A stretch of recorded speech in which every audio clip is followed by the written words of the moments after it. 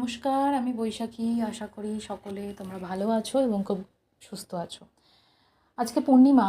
যখনই আমি পূর্ণিমার পুজো বা কোনো পুজো করি বাড়িতে, তখনই আমার ঠাকুমাকে আমি ঠাকুমার কথা মিস করি না, বলতে পারো খুব মনে পড়ে। কেন? উনি খুব নিয়ম নিষ্ঠার সাথে পুজো করতেন।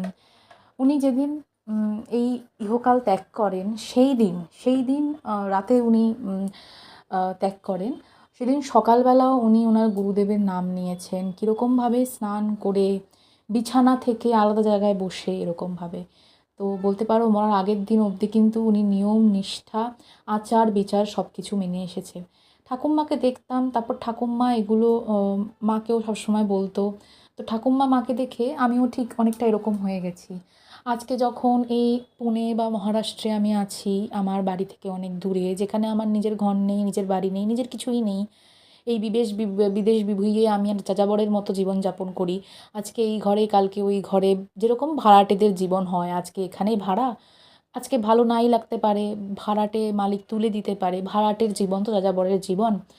রিফিউজি যাযাবরের মতো যখন এই ঘর ওই ঘর করি, বিদেশ বিভুঁইয়ে জল নেই, তাও যেমন পূর্ণিমাটা আমি করার চেষ্টা করি।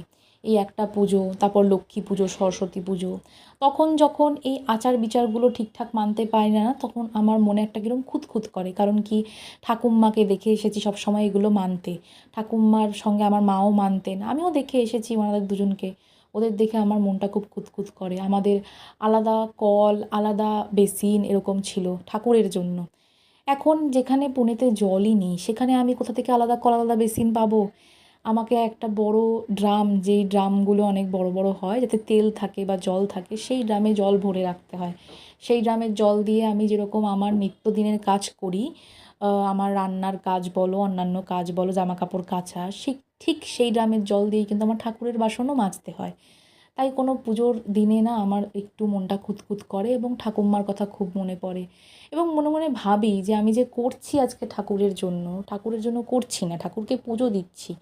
তিনি কি আদৌ গ্রহণ করছেন আমার পুজোটা? যেহেতু আমি অত আচার বিচার মানতে পারছি না, ঠিক তাই জন্য আমার এটা মনে হয়।